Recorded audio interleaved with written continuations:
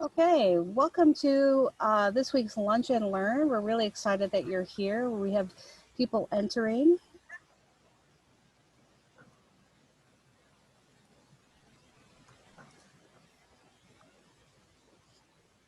And as people are coming in, just a few housekeeping items. We do record these sessions and we post them on our website. We have a great archived link that you can go back and watch all the sessions all the way back until May 7th was I believe was our first one. And so we're going to continue to be doing these into December. So every week, stay tuned for a great new Lunch and Learn. By participating, you are consenting to be recorded. We will delete everything that's in the chat. And just remember, this is for your privacy and protection. And we'll also remove the question and answer section. But we really encourage you to ask questions at the end, and we really want to hear from you.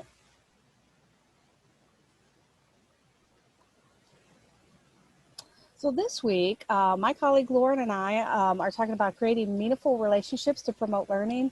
And so I'm really excited to be here with my colleague Lauren. And I'm Teresa Kogar, and we're from Visa UACE, and we want to talk to you today about relationships. Hi, everyone. Thanks for joining us on your lunch break. So today we're going to jump right in. We're going to break up this session into part one and part two. So Teresa is going to talk about the power of relationships and how meaningful relationships can be for part one. And then I'll talk about some strategies to build those relationships while promoting engagement. Okay. Thanks, Lauren. So I've been a teacher for a while now, and one of the very first things I learned in my training and on-the-job training was the power of relationships. And I found this quote, and I really, 21 years later, still believe this to be true.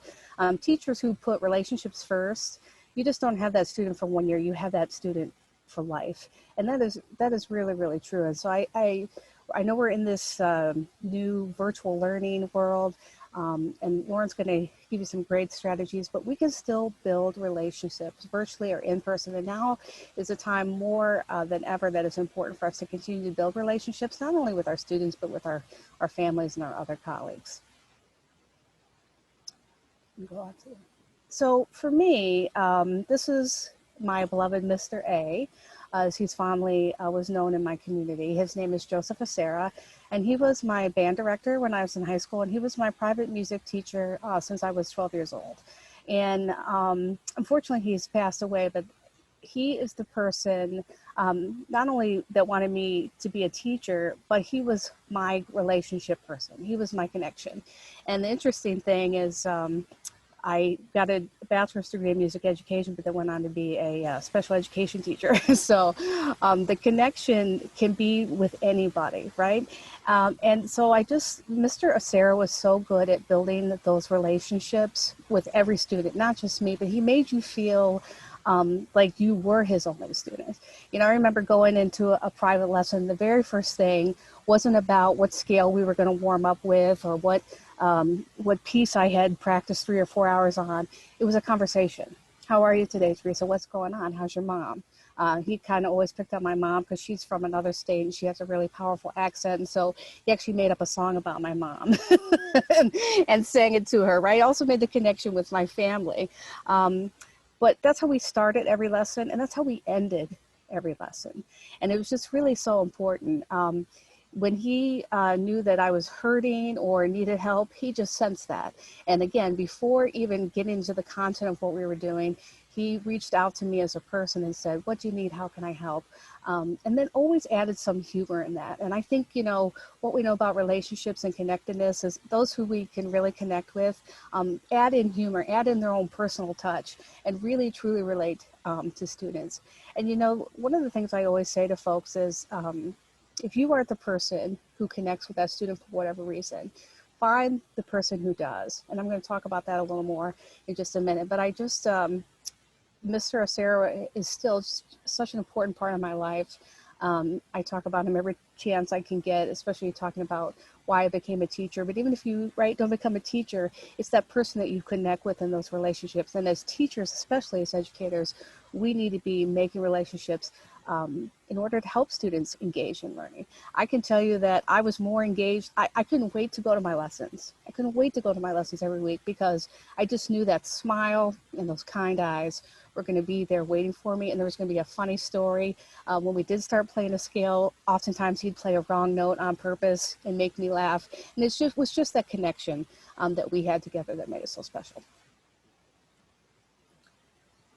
So it really is, again, about connectedness, and there's so much research about connectedness and the importance of that, especially as educators, right, and as family members as well. But again, you know, I just spoke about those little conversations that Mr. A and I used to have, and it really is about that. It's about making those relationships and having the impact on the student. Again, think about the students you work with, and who do they connect with? Who can foster their interests, and what they, who may have some background about their family, or they can go to when they're in need, or just when they need to connect and have a funny conversation. Those things are just really, really important, especially now as we are dealing with trauma and different things that our students are going through, excuse me. Connectedness is just more important than ever.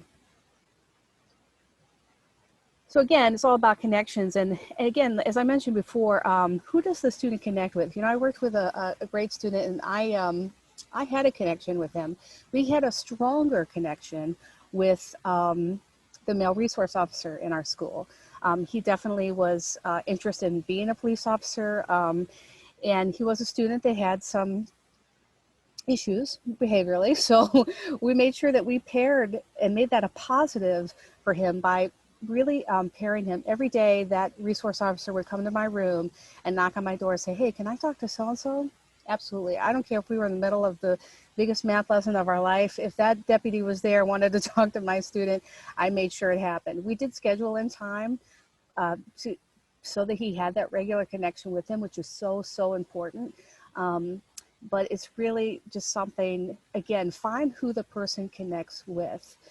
It doesn't have to be you. You do want to have a basic connection. You definitely have to have that in order for the student to gauge your learning. You know, I just read and saw something recently and said if a student doesn't like you, they're not going to learn. And that's really blunt, but that's really true. And I think that's true for anybody. So it's, again, how do we make those connections with folks? And it's knowing about them and taking time to have those conversations. Again, how do they connect? And like I just mentioned, what are their interests, their preferences, their hobbies? We've got to bring that into our educational instruction. That's so important. How do we get students engaged in learning? It's by knowing what they like, what they do well, what they can help foster and teach others, and really empower in their learning. So I just urge you to keep making connections. And again, don't get discouraged if you're not the person. That's okay. You want to make that basic connection, but find those who can make a connection so they want to come back and be engaged with you. Because this student who was with that resource officer, after he talked to that deputy, I could get him to do anything I needed to because he had that connection with that deputy and it was able to come back and be engaged in learning. So it's just really important. And again, I talked about this, but I'm really big on empowering students and giving students a voice. And I just think that's so essential. You know, students are going through a lot of trauma now on top of, you know, things that they may already have. And so we have to remember that we have to value who they are as people and empower them. You know, the one thing I keep thinking about Mr. Sarah, why he's so important to me, is he valued who I was as a person. Every time I came in there, and even if I hadn't practiced that week, which I did because I like to practice, but even if I hadn't, right, and you have those weeks, he still empowered me to keep doing better, right? He didn't, every day was a blank slate. And that's really important when we're talking about promoting positive behaviors and engagement with students and building those relationships. In order to build that relationship and sustain it, you have to just keep giving those blank slates and starting over, empowering folks and giving them a chance. That is so essential in relationships. And so, again, we know that with some individuals that may be harder to do, but we can do it. And we have to do that by finding out who they are as an individual and honoring that. And so letting students authentically express themselves is so important. Let them have them opportunities to show what they can do in ways that may not be what is in our comfort zone or what we know. I think digital learning is such a great opportunity for our students to shine and show what they can do, and giving them this piece of technology, because I think that is really authentic assessment, engagement, and instruction. And so I really encourage us to just continue to do those things, and empower the student, because this is a great time for us to empower students and hear student voices and find out what they can do. So again, just also, not just with the student, how are you connecting with your community? So again, just really important. Lauren and I are running a virtual learning community on distance learning, and one of the biggest pieces we're talking about is how are we connecting with the community? We have to connect with all people, build relationships with all people for them to understand, especially what our students are able to do, provide them the technology to do it, right? Provide them the resources, and training, right? We have to train and coach each other. So that's everybody in our community. That's our parents, that's our stakeholders. They're out in the community who foster and give us the resources we need in our schools and the funding. And we have to make those relationships with them in order to do that. So just encouraging that as well. Lauren, do you have anything else on any of the power of relationships? I could actually talk all day about that subject, and I could just skim the surface, but for me, it's just, again, build a relationship is the first thing. And in these first few weeks of school, right, you could take a whole month doing that, and you should. That should be what we start with every day, is some kind of activity in getting to know the student, and again, empowering them to bring their voice back to us, and honoring that, and really hearing them out and building that relationship so that we can really have true engagement in learning. Thank you, Teresa. Yeah, I think that was great. That community, whether it's in person or that virtual community, is so essential. So thank you for sharing. Sure. So we're on to part two. So part two is going to focus on strategies. So we'll talk about several. And so it's really that combination of that content and connection. That's really what this is about, building those relationships while still having that academic and content related piece. So as we discuss the strategies, human connection matters. Teresa has mentioned it. I'm sure that has been emphasized to you in your workplace and in your schools. It really does make a difference. And I'm not sure if any of you were on the Lunch and Learn last week, but we went into depth in detail about the chilly classroom climate. And distance learning can in fact be distance, right? So with a computer screen, but you want to find the person behind that screen, behind that monitor. As much as possible, we want to avoid that chilly classroom climate, and we can do this by providing fun and engaging activities for students to participate in. Another thing to mention is to build a positive and genuine relationship with your students in a virtual space, even if you've already had previous face-to-face interactions and exchanges with them. Even if you know them in person, in that face-to-face setting, a virtual space is totally different. So really build that relationship on what it looks like in a virtual space. Have that communication back and forth. Have that consistent communication. And I always use a rule of thumb: we connect before we correct. And that's really important in brick and mortar schools, and teachers and staff already do that in a live setting. We want to do that in a virtual setting as well. So before we correct academically or even behaviorally, we want to build that connection. So that feedback will be received better and well and with respect. And then the next piece, and I think this is one of my most important bullet points, I think, for this Lunch and Learn, is be aware of social and cultural sensitivities. So we're going to be talking some personal stuff. That's what you do to build connection. That's how we get student interested. But we also want to be aware and value and respect diversity. Every home is different. Families look different for everyone, and that's great. So it's blended families. Some families live with other families, and there's so much diversity, and we want to create a safe space. And we even think about COVID. there's a lot of trauma around that too. So be cautious how you're bringing up personal discussions, and be aware of your students and know your students and address those needs and be aware of that. So also finding ways to encourage participation and conversation. We really want to build an online community. We want students to take ownership of their online and virtual classrooms like they do when they're in schools. It's so exciting for students to come into their classrooms, and they can't wait to show their family members and caregivers where they sit and their locker and their artwork. We want that to be the same way in a virtual setting. You want that shared ownership, that shared community.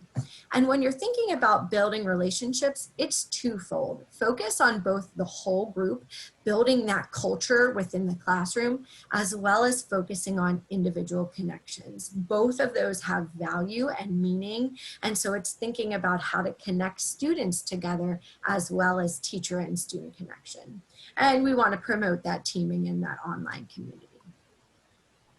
So here are a couple strategies that we're going to focus on and show you some examples. So ways you can build this relationship and these positive connections could be a virtual show and tell, a student of the week, and all about me. We're going to show you a one-pager and a virtual spirit week, virtual field trips, and a digital open house. And why we're focusing on these strategies is because they can be adapted and changed to your classroom and your student need. So once you create this and have this in your resource library, you can adapt and just adjust as the year or as hybrid or as virtual lessons move forward. So let's take a look at the virtual show and tell first. So the virtual show and tell, I use a Bitmoji. I like Bitmojis a lot. I think they're fun and user-friendly. I think they can be a one-stop shop. And the nice thing about this is it's a consistent and familiar classroom, and then you can embed a variety of show and tell options in this one-stop shop. And so what you can do on the side, you see that there's letters. You can have a show and tell focusing on the letter of the week, which could be A. So every student finds something that they would like to share with the letter A. You can focus on a show and tell of the content that you've been talking about for the week or specific subjects. I even like to add, movies, or something initially at the beginning, favorite books. So Cat in the Hat would be mine, and then students share theirs. So you can really set these up in a variety of ways. It's again, tying that content with connection. You're building relationships and differentiating it to the needs of your specific students. So I really like how it can be interactive, and even you have students say, hey, what show and tell? Maybe it's a choice making opportunity. Maybe they decide what the show and tell looks like each week.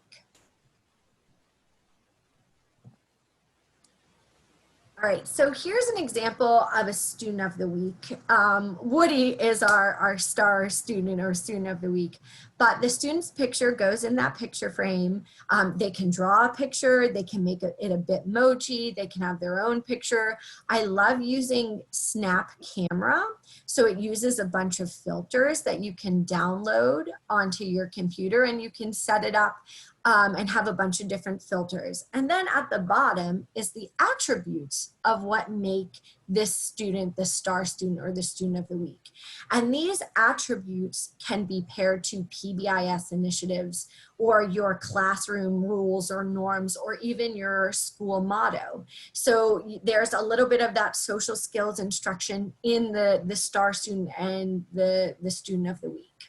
And then at the very top, there's a celebrate. You click that, it goes to the a Go Noodle Celebrate song. And this is embedding a movement break or a brain break into this as well. So it's a chance for everyone to get up and move and take a second. And you can embed choice making opportunities in here too. Maybe the student gets to pick what video or what movement break is how they're celebrated. So I know that Minions, the happy song by Minions is a favorite. So sometimes students will ask for that. So there's that choice making opportunity, that little bit of a reward on top of being the student of the week. For older students, you can involve social skills instruction here as well by using the chat feature. Have the other students in the classroom write compliments, write great things about the student. Word of caution though, you have to know your audience and make sure you set pretty consistent expectations that it's going to be only compliments. So I love to use that. I love to bring people together using the chat feature, but you have to do some initial instruction there. So it's that positive relationship. And it's really about providing that positive environment and bringing everyone together. Another thing, a word of caution with the Star Week, make sure you rotate it so it's not the same student, Star Student of the Week. So you really recognize the uniqueness and strengths of all of your students. And that's why those attributes at the bottom can change. It really focuses on the students. And so the next strategy is thinking about all about me. So this can be done in a variety of ways, but this can really focus on that social skills piece, which is so essential now in this digital age. We really need to embed social skills. I think, you know, sitting in front of a computer, you know, it can be hard for me. I'm like, I need socialization. I need to practice. So our students and our parents and families feel that as well. So here's an all about me page. This could be something to engage your student, or it could be just getting to know your new teacher or new staff member. So all about me, is a little cabinet, and each of those cabinets have topics. And again, beware of social sensitivities when we're talking about families, but TVs, movies, and pets, favorite foods, favorite colors. This can get students excited. It can build relationship with the staff around. Maybe the first all about me is with your teacher. Maybe then it's with the IA or a speech language pathologist. Maybe it's a principal to get them involved. Maybe it's a custodial staff. Go crazy with this. Enjoy, have fun. This can practice WH questions. You can touch on observations. So what do you see around here? So, what do you think Miss V's favorite sport is? Take a look, observe, let me know what you think. They can do breakout rooms, they can chat feature, and you know, it's soccer. And you can, how do I know that? Oh, you can see that there's a soccer ball. Oh, look really close. Do you think you can find hiking shoes? Where are they? Tell a friend. And so you can embed that social skills instruction and those inferences there. Do you think, true or false, Miss V likes dogs or cats? Well, you see a sleeping dog underneath the cabinet. I don't know if everyone's faces are there for you guys, but there's a little sleeping dog there. So, hey, Miss V likes dogs. So you can, again, this one-stop shop, this resource that you can create, and then you can adapt and adjust to the needs. And so even looking at the picture frame, how many kids do you think Miss V has? And looking at the picture, it looks like, hey, maybe there's 2 kids, and ask more. And you can filter what you want to share and what social skills instruction you want to do. I love focusing on this with WH questions and observing the world around you. You can even do it in a movie theater setting. You could have a background as a mall and then just promote that social skills instruction. So the next one is a one-pager, and I like this for self-advocacy. You can find this on the I'm Determined page. We have a link to you, a link for you at the end for the I'm Determined, but this is really about self-advocacy, having the students understand their needs to excel in school. So it's definitely a strength-based approach and interest-based, but it also focuses on, hey, these are the supports that I need. And this is advocating for myself. And so I call this like what I want my teacher to know page. And so it's talking about things that I'm really good at. I definitely am a visual learner. My interests are nature and hiking. My challenges fall maybe with math and math computation or things like that. And my needs, hey, I need visual supports in place, and families can get involved, related service providers in home. So this can be a partnership with everyone. So we don't want to necessarily just hand this blank to a student and, hey, fend for yourself. Really walk them through it, get that partnership, build those collaboration, and make sure they feel comfortable sharing. So some of the resources that we showed you before are pretty public, right? So they can be done in a whole group. Maybe this is something where it could be a private. So maybe this is a visual between you and your student, or your family, your student, and a teaching staff. So it's definitely identifying student needs. And this one is the lovely Teresa. Teresa, do you have any thoughts or comments about this one pager? No, it's perfect. I just, everything you said was great, right on. I totally agree with you. It's really a partnership. The great thing about this tool is you can change the topics, as I did here, because I shared this with the team. So when you download that, you want to change the headings, yeah, you definitely can. But it's just important, like you said, to really, this is a powerful tool for students, right? That empowerment and voice piece that I was talking about, you did with self-advocacy, that's a huge piece of this, because it's a great to share with others, like you were talking about with social skills, Lauren. This is a great thing to share with your other classmates. And the great thing also with this is this is an app, right, that you can use on Android or iPad, iPhone kind of thing. So, and use, again, that communication mode that the student uses, just like with everything else. If you need pictures, you can put pictures. You can put videos in here, words, whatever you need. So, no, it's perfect. Thank you. And I think it's really acknowledging that we all need supports, and there's nothing wrong with that. So it's decreasing that stigma. Everyone needs supports to move forward and learn the best, and everyone learns a little bit differently. So again, Absolutely. celebrating those uniqueness, the uniqueness. Yeah, absolutely. So we've talked about show and tell, we've talked about all about me, we've talked about I'm determined, a one-pager, self-advocacy. Now a virtual spirit week is how to build that classroom spirit and that classroom joy, those connections between the students. And so here's an example of a spirit week. This is on Slides Mania. So this is something that you can download, and the slides, the actual file cabinets pull open. So you can have this on there. And so here's an example. So Monday, you click on Monday and you know what the spirit week is. So you can easily do a spirit week in your classroom that you can similarly do in a brick and mortar school. So a sports day where your favorite sports team, bring your favorite sports object with you to class. Other things that you could do is a school spirit day, silly hair day, superhero. I like the home office day. So you bring something that's your home office, your little student cubicle that you have in your house, and you share it. So this is how I learn. Oh, it's with my beanbag, or I have a whiteboard. So a home office day. I like a kindness day or a wellness Wednesday. It's where you can create something kind or nice and hang it on your window of your house, or write with sidewalk chalk on your driveway and take a picture of it.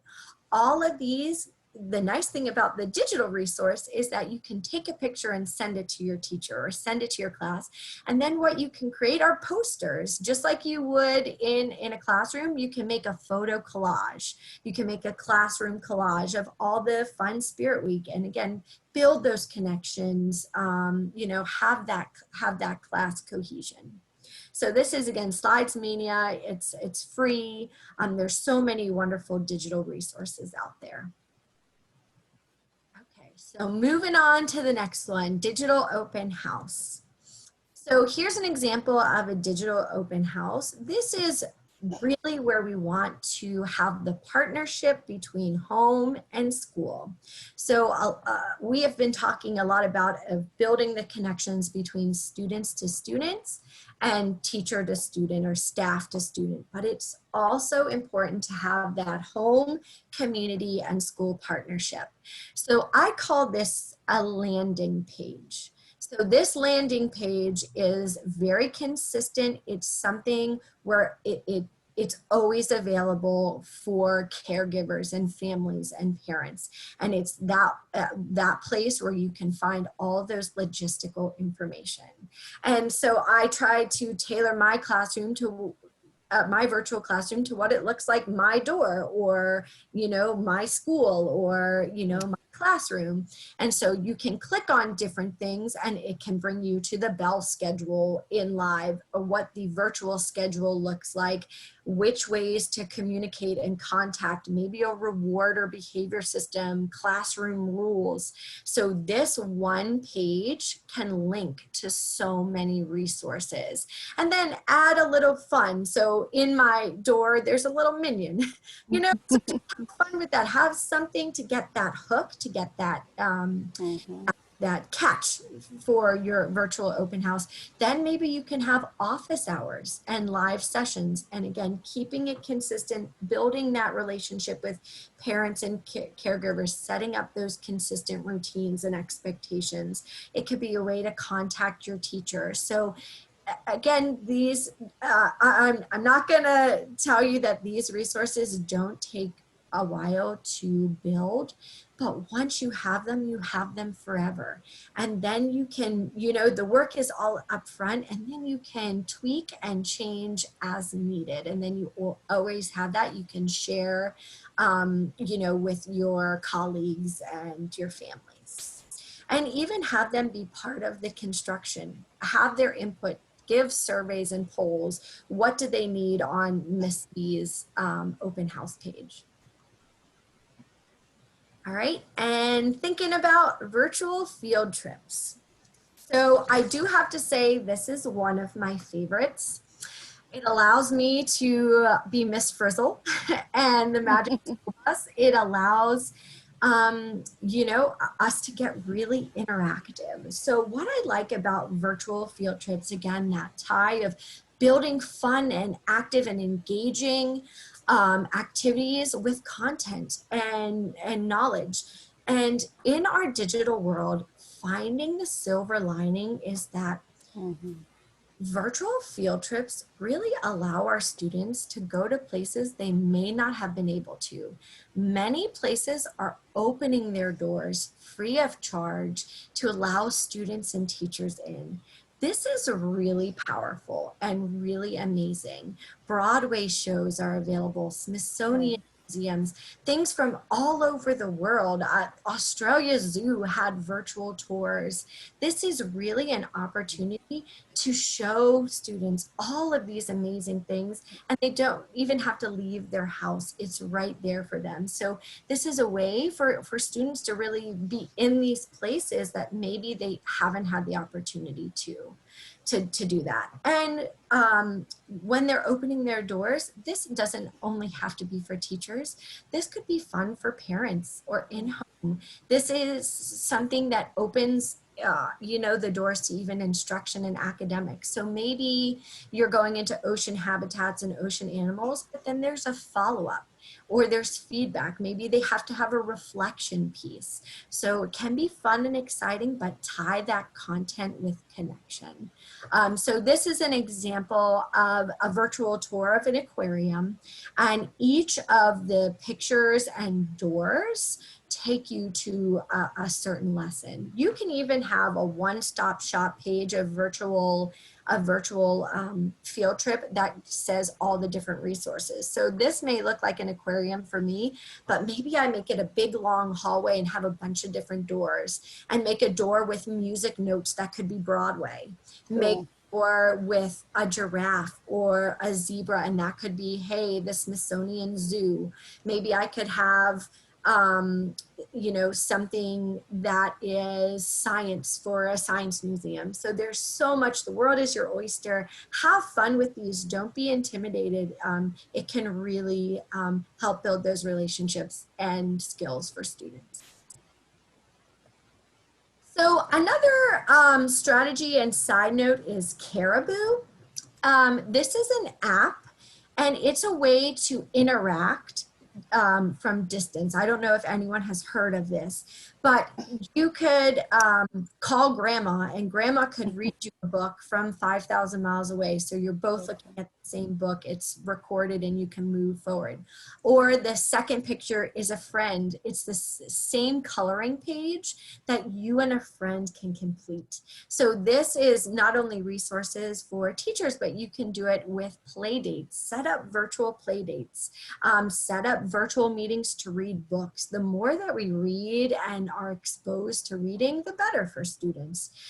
You can have tic-tac-toe where you play with a partner. Maybe this is your classroom break where you can set this up and the teacher can play tic-tac-toe with you. So I just wanted to share a resource. It's a Caribou, it's an app. I don't know if anyone has had great feedback with it, but just another resource.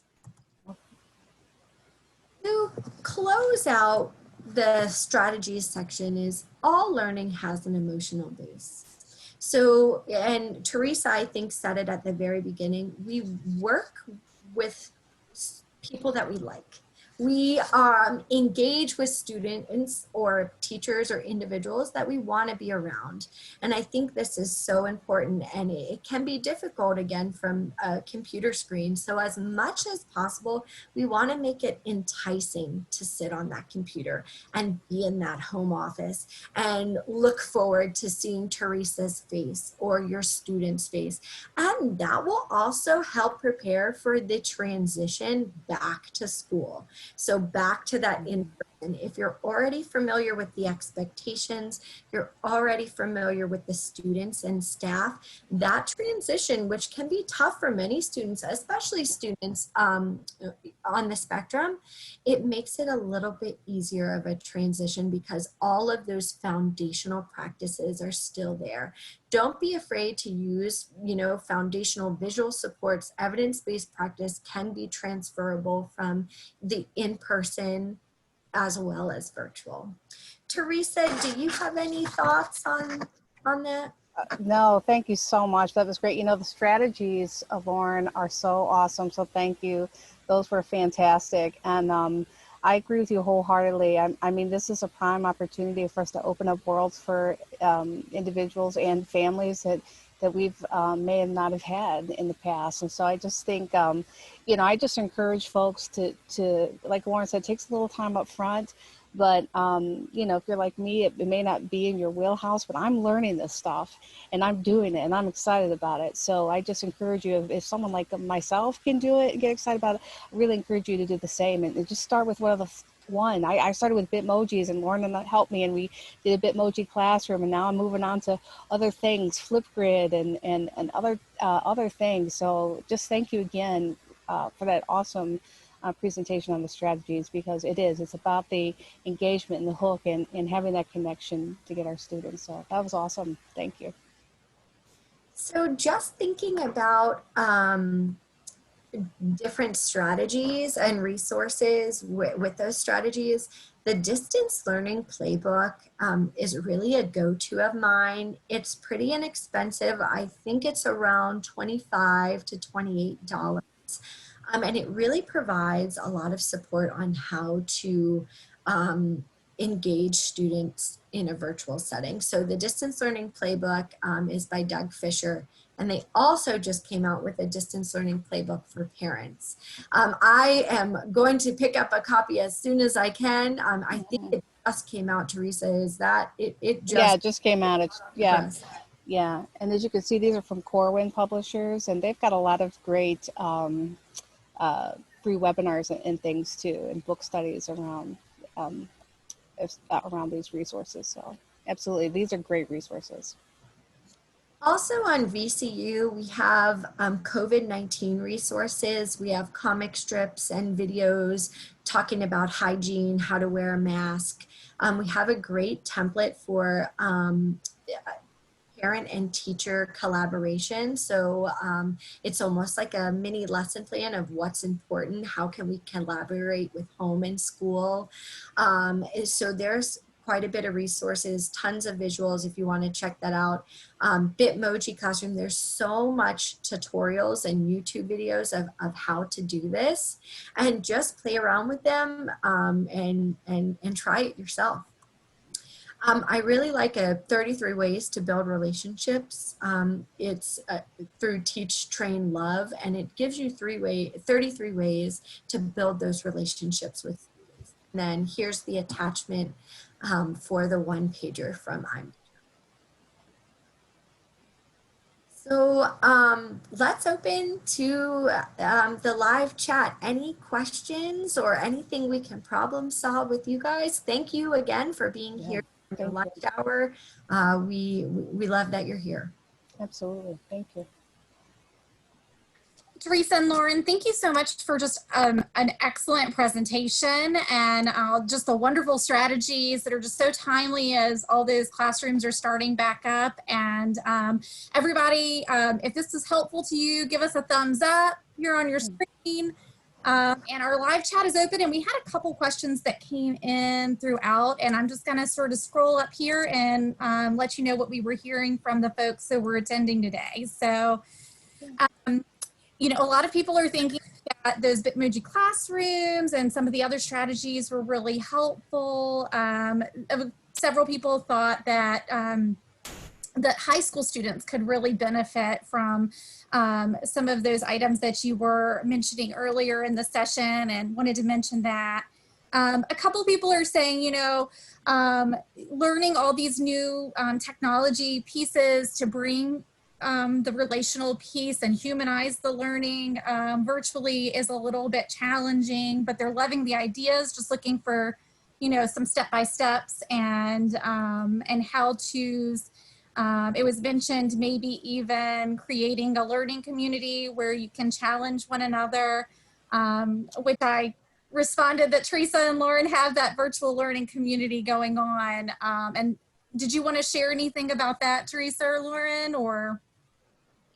Well, we're excited. We just started this week, and we have participants from all around the state. And so we look forward to, it's going to run from September 7th to October 9th. And we hope to run it again. So if you're interested, you know, email us and let us know, and we'll put you on a list, and we'd love to start another one. So yeah, we just started this one, and it's full at this point, but boy, would we sure love to continue to do another one. So please let us know, because we'd love that opportunity. Yeah, I think getting an opportunity to practice those is really helpful, and confidence for those teachers that need that. I'm talking about Katie's point of there's so many resources and it's a bit overwhelming. It certainly is. I think sometimes we're inundated with all of these resources, and it's prioritizing and finding which one. You know, it's a good problem to have, to be overwhelmed with all of these resources that are around. Teachers and parents are so amazing in creating all of these things. So sometimes it's almost about refining what's best for your student or your classroom or your child, and maybe picking one strategy and really doing it well, and really, you know, taking the time to build that, and then the others will come, because it is certainly overwhelming to see all the digital resources that have come out. So absolutely. Yeah, we already have somebody who'd like to get in line for the next community, so this is great. Lots of thank yous. One thing we do want to just mention is that today's slide presentation and the recording will be archived on the VCU ACE website, and that link is for you in the chat. And also too, that next week on Thursday, that will be on the 17th, we have Charlene and Stephanie that are going to be talking about improving your child or youth's conversation skills by playing. And the registration link is also available in the chat. Any other questions before we wrap up, or anything else to add?